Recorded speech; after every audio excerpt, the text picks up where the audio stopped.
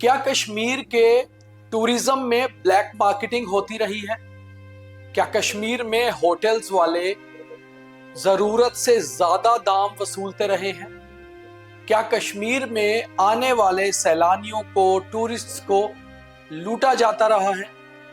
और अगर ऐसा होता रहा है तो फिर जम्मू कश्मीर की सरकारों ने, जम्मू कश्मीर की टूरिज्म विभाग ने, एडमिनिस्ट्रेशन ने क्यों कभी कोई एक्शन नहीं लिया? और अगर ऐसा नहीं होता रहा है तो फिर जम्मू कश्मीर के एडमिनिस्ट्रेशन के मुखिया लेफ्टिनेंट गवर्नर का जो बयान आया वो क्यों आया? एलजी साहब ने कहा कि कश्मीर में 10,000 के होटल के कमरे 50-50 हजार में बुक होते रहे हैं, यानी कि बहुत ज्यादा, 500 गुना ज्यादा रेट पर। मगर ऐसा क्यों होता रहा? और उन्होंने ये भी कहा कि कई बार समय जो है वो दोहराता है अपनी ही चीज को, और ऐसा ही आज हो रहा है। विश्व के सबसे मशहूर पर्यटक स्थलों में से एक कश्मीर आज खाली पड़ा हुआ है, और यही वो सीजन है जब वहां टूरिस्ट्स की भरमार रहती थी और कश्मीर वादी गुलजार रहती थी। तो सारी खबर क्या है हम आपको बताते हैं। नमस्कार, मेरा नाम दीपक खजूरिया है। आप द न्यूज रूम 24 आवाज देख रहे हैं।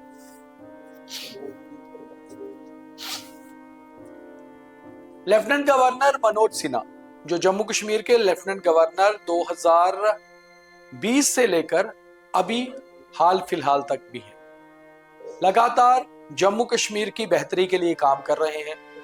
बहुत सी चीजें उन्होंने ऐसी की जो पहले जम्मू कश्मीर में नहीं हुई थी। एक नया जम्मू कश्मीर बनाने का प्रधानमंत्री का जो सपना है उसको साकार कर रहे हैं जम्मू कश्मीर के लेफ्टिनेंट गवर्नर मनोज सिन्हा। एक कुशल नेता तो थे ही थे, एक कुशल लेफ्टिनेंट गवर्नर भी साबित हुए हैं। मगर कहीं ना कहीं जब भी उनके जहन में, उनके ध्यान में कोई चीज आती है तो वो जरूर कहीं ना कहीं मीडिया के सामने या पब्लिक के सामने रखते हैं। मनोज सिन्हा ने एक बयान दिया है। उन्होंने कहा है कि कश्मीर में 10,000 रुपए का होटल का कमरा 50-50 हजार तक बुक होता था। आखिर क्या कारण है इसके पीछे?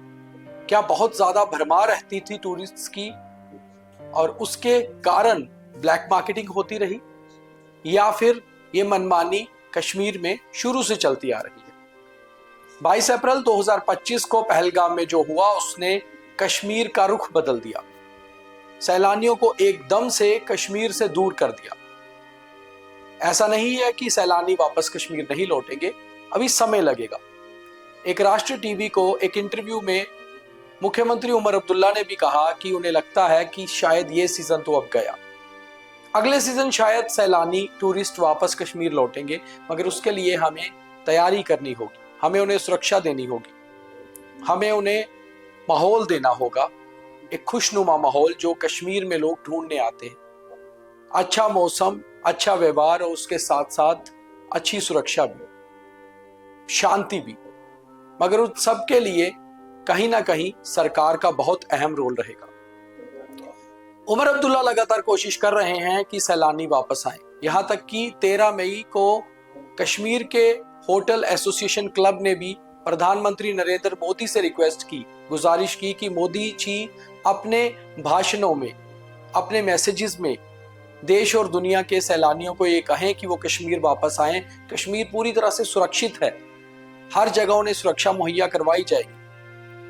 जहां होटल एसोसिएशन वाले प्रधानमंत्री नरेंद्र मोदी से गुहार लगा रहे हैं कि वो मैसेज दें जनता को, पब्लिक को, कि वो घूमने के लिए कश्मीर में आए, उसी समय पर जम्मू कश्मीर के मुखिया, और जो सुरक्षा का जिम्मा भी उनके पास है, सुरक्षा देने की तो बात कर ही रहे हैं, मगर साथ ही साथ जो उनका बयान आया कि होटल एसोसिएशन वाले 10-10 हजार के कमरे 50-50 हजार में दिया करते थे, तो आखिर कारण क्या है? और जब ये मैसेज टूरिस्ट तक पहुंचेगा तो कहीं ना कहीं उन्हें सुरक्षा के साथ लूट की भी बू आने लगेगी। उन्हें लगेगा कि सुरक्षा की दिक्कत तो है ही है, जो पहलगाम में हुआ उसके बाद वो अपने आप को सुरक्षित महसूस नहीं कर रहे होंगे, मगर उन्हें यह भी लगेगा कि कहीं ना कहीं क्या सैलानियों को, पर्यटकों को लूटा भी जा रहा है।